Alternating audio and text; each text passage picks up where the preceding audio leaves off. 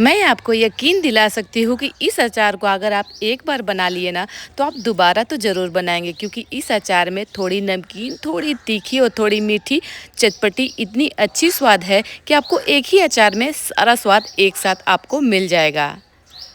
ये है कच्चे वाली आम की कैरी चटपटी अचार, जिसे आप स्टोर करके 6 महीना तक आराम से रख सकते हैं। यहाँ पे मैं 1.5 केजी जितना कच्चे वाले आम ले आई हूँ। ये जो आम है बिल्कुल गूदेदार आम है, जिसमें कि गुठलियाँ भी अभी नहीं आती है। सबसे पहले इसे मैं 3 से 4 घंटे पानी में भिगोकर छोड़ दी थी।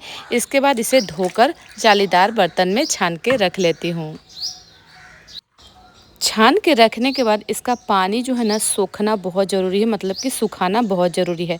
आप इसे पंखे के नीचे रख सकते हैं, धूप में रख सकते हैं, या कोई भी कॉटन का कपड़ा लीजिए और उससे बढ़िया से इसका सारा पानी को सोख लीजिए। बहुत लोगों की यही शिकायत होती है कि मेरी अचार ख़राब हो जाती है, मैं कैसे लगाऊं जो अचार मेरी लंबी समय तक चले। तो आप इस तरीके से अगर लगाएंगे तो यकीन मानिए आपका अचार भी लंबे समय तक बिल्कुल सेफ़ रहेगा। अब हम इसका कटिंग करते हैं। कटिंग करने के लिए आम के जो ये वाला पीछे का हिस्सा होता है ना, इसे आपको काटना बहुत ज़रूरी होता है। इसमें थोड़ा रेसे होते हैं, जिसके चटचटापन होता है, उसे काट के और आपको अलग हटा देना है। इसके बाद फटाफट हम यहाँ पे जो आम है ना, उसे हम क्या करेंगे, सारा आम को छील लेंगे। इस तरह का थोड़ा बहुत छिलका अगर रहे तो कोई बात नहीं है, क्योंकि इस अचार में थोड़ा बहुत छिलका का ज़रूरत है, कोई दिक्कत नहीं है। और ये देखिए सारा आम जो है ना हमारा छील के रखा चुका है। मैं 1 केजी आम ली हूँ इसे बनाने के लिए। ये जो है ना, ये लौंजी अचार है, मीठी वाली, बहुत बढ़िया लगती है। एक बार इसे बनाइए और 6 महीना तक आराम से खाइए। आम को काटने के लिए मैं लंबा लंबा सेफ ले रही हूँ। आप चाहे ना तो कोई और सेफ भी ले सकते हैं, लेकिन इस अचार में लंबा वाला सेफ थोड़ा बढ़िया परफेक्ट बैठता है। और आप देख सकते हैं ये जो आम है ना, इसमें गुठलियाँ बिल्कुल भी नहीं आई है। बस इसका जो अंदर का बीज है ना, वही है इसमें। तो अंदर का जो बीज आता है तो उसे आपको क्या करना है, हटा देना है। और इस तरह से हमारा आम कटिंग होके रेडी हो चुका है। अब हम यहाँ पे एक कढ़ाई लेते हैं। कढ़ाई में ये हमारा घर का फ्रेश घी है। 2 टेबल स्पून जितना हम यहाँ घी का इस्तेमाल करेंगे, इससे बहुत ही बढ़िया फ्लेवर आता है। इसके बाद जो हमारा आम कटा हुआ है उसे हम इसमें डाल देंगे। गैस का फ्लेम को मीडियम पे करते हुए उसे 3 से 4 मिनट तक आपको इसे फ्राई करना है। इसे बहुत ज़्यादा फ्राई नहीं होता है। यहाँ पे हम आधा चम्मच जितना काला नमक का इस्तेमाल करेंगे। इससे क्या होता है कि फ्राई के समय में ही हमारा जो ये आम है बढ़िया से पक के रेडी हो जाता है, मतलब कि आधा पक जाता है।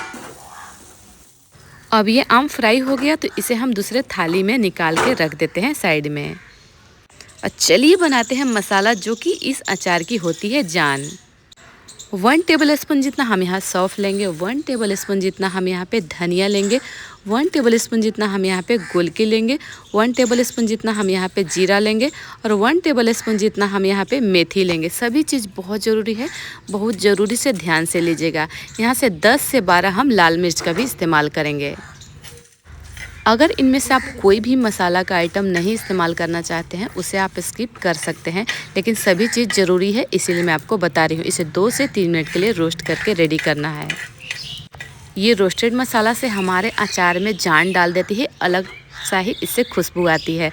अब इसे हल्का सा हम ठंडा कर लेंगे। ठंडा करने के बाद एक जार लेना है और उसमें डाल के इसे ग्राइंड कर लेना है। ध्यान दीजिएगा, मसाला जो है ना बहुत ज़्यादा आपको चिकना फाइन नहीं करना है। आपको मसाला हल्का हल्का दरदरा जैसा इस तरह का बना के तैयार करना है। दूसरी साइड हम बैठाते हैं कढ़ाई। कढ़ाई में हम 2 टेबल स्पून जितना घी डालेंगे। इसके बाद हम डालेंगे 2 तेज़पत्ता, इससे खुशबू बहुत ही बढ़िया आता है। आधा चम्मच हम यहाँ पे कलौंजी डालेंगे और आधा चम्मच जितना हम यहाँ पे जीरा डालेंगे और चुटकी भर हम हींग डालेंगे। इसी टाइम पे बहुत बढ़िया हींग से जो है ना हमारा खाना जो है हजम होता है, तो अचार को भी पचाने में बहुत सहायता देगी और बहुत ही बढ़िया इसमें टेस्ट ला देता है। इसे 2 मिनट के लिए फ्राई कर लेना है। इसके बाद हम यहाँ पे डालेंगे गुड़। गुड़ का क्वान्टिटी का बात करूँ तो 400 ग्राम जितना हमारा ये गुड़ है। अगर आप 1 केजी आम लेते हैं ना तो उसमें आधा केजी या 400 ग्राम गुड़ का इस्तेमाल कर सकते हैं। आप यहाँ पे गुड़ के जगह चीनी या मिश्री का भी इस्तेमाल कर सकते हैं। यहाँ पे धीमी धीमी आंच पे गुड़ का पाक करना है। याद रखिएगा गुड़ का पाक बहुत ज़्यादा आपको नहीं करना है। ये देखिए हमारा पाक जो है ना बिल्कुल रेडी हो चुका है। इसमें आप पानी का मात्रा नहीं डालेंगे तो आपका ये अचार बहुत बढ़िया निकलेगा। अब हम यहाँ पे इस टाइम पे मसाला डाल देते हैं। 1 टेबल स्पून जितना हम यहाँ पे कश्मीरी मिर्च पाउडर डालते हैं। 1 टेबल स्पून जितना हम यहाँ पे काला नमक डालते हैं, जिससे इसमें चटपटी सी स्वाद आती है। अब आपको क्या करना है, बढ़िया से मिक्स कर देना है। पानी का हम इस्तेमाल करेंगे लेकिन बहुत ज़्यादा नहीं। 3 टेबल स्पून जितना हम पानी डालेंगे, क्योंकि ये पानी क्या होता है ना कि जब हम पकाएंगे तो सोख लेगा। उतना ही पानी डालना है जितना कि पकने में पानी जो है ना आपका सोख ले, तभी ये अचार आपका लंबे समय तक चलेगा। ये होती है छोटी छोटी बातें जिसे आप ध्यान देके अचार को बढ़िया बना सकते हैं और लंबे समय तक सेफ रख सकते हैं। जैसे ही हमारा पाक रेडी हो चुका है, अब हम यहाँ पे आम को इसमें डाल देते हैं और फटाफट इसे हल्के हल्के हाथों से आपको मिक्स करना है, क्योंकि ये जो आम होते हैं ना गूदेदार होते हैं तो ये टूटने लगेंगे। इस बात को ध्यान दीजिएगा, हल्के हल्के हाथ से चलाइएगा। अब इसे हम क्या करेंगे, 5 मिनट के लिए धीमी आंच पे ढक के छोड़ देंगे और हमारी अचार 5 मिनट के बाद बन के रेडी हो जाएगी। और ये देखिए इतनी अच्छी खुशबू आ रही है कि 5 मिनट के बाद हमारी ये अचार बनके मीठी वाली रेडी हो चुकी है। बचपन में जैसे ही हमारे घर में बनता था ना, वो हमारे घर में तो एक दिन में ही ख़त्म हो जाता था। तो आज मुझे याद आ गया कि कल ही मेरे यहाँ बना था और आज जो है ना ये अचार ख़त्म भी हो चुका है। और जैसे जैसे ये अचार ठंडा होता है ना, बिल्कुल इसका कलर छोड़ देता है। आप देख सकते हैं बिल्कुल अच्छे से टूट जा रहा है, मैश हो जा रहा है, बहुत बढ़िया से पक के तैयार हो चुका है।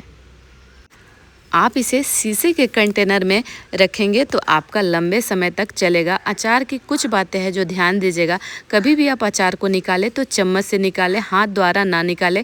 इसी से अचार जो है ना ख़राब होता है। चम्मच का इस्तेमाल करेंगे तो आपका अचार बिल्कुल कभी नहीं ख़राब होगा। ये जो अचार है ना, इसे रोटी, पराठा या किसी भी खाने के साथ आप खा सकते हैं, बहुत ही बढ़िया लगता है। आज हमारे यहाँ आलू का पराठा बना था तो मैं सोची कि क्यों ना ये मीठी वाली अचार बना दो, जो कि हमारे बचपन में अक्सर मम्मी आलू के पराठे के साथ ही बनाती थी। तो मैं भी आज अपने बेटे को आलू के पराठे के साथ ही खाई और सच में खा के बिल्कुल मज़ा ही आ गया। मैं तो उंगलियाँ चाट चाट कर खाई। मिलती हूँ किसी नए वीडियो के साथ, तब तक के लिए बाय बाय, धन्यवाद।